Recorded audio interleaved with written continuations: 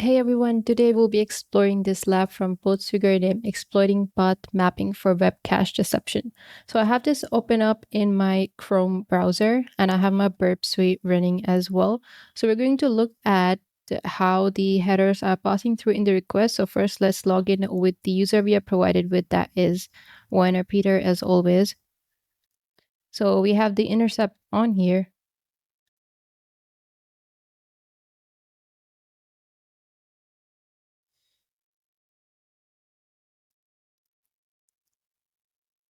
Okay, once we logged in, we can see that we have our username and API key here. So API key is specific to a particular user. Let's see if we have any interesting request in the HTTP history. So here we have the login endpoint, and here we have the my account endpoint. So this my account has this particular response, and in the response, we can see that the API key is revealed in the HTML div tag. Keeping this in mind, we have found the first step exploiting the web cache deception vulnerability. First is you find out if there is any endpoint that is revealing some sensitive information in the response. So we have found this. Let's send this request to repeater.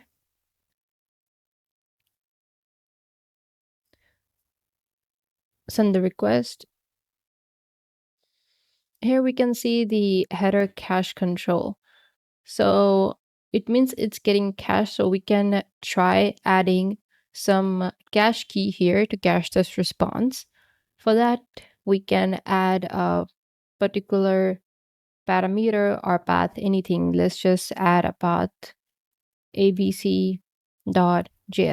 So this file, of course, doesn't exist. There is no JS file here. So we're just adding here to see how the server responds. In the response, we can see it says X cache miss. So this didn't got cached, but if you send this request again, it says X cache hit means this got cached.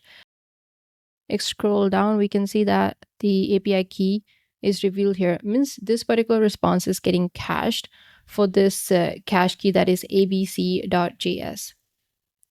It means that the cache is considering /my account path and /my account /abc.js as the same resource and still serving us the particular response that contains the user API key.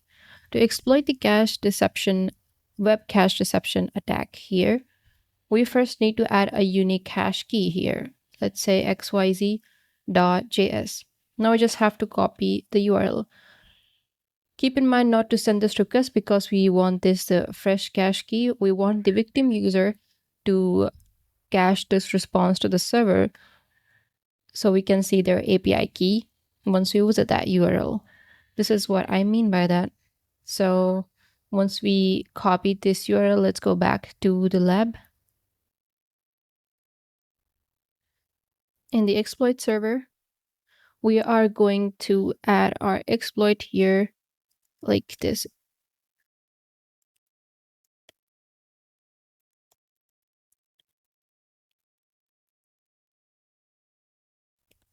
Window.location.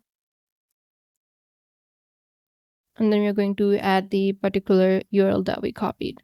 So store this and then deliver the exploit to victim.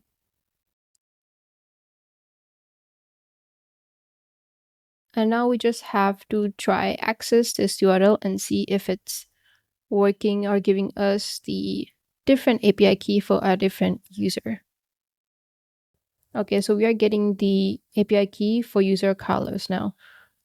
So as you can see, the user just visited this link and cached this response to the caching server without realizing, and we were able to get their API key. And this solved the lab. Thanks for watching.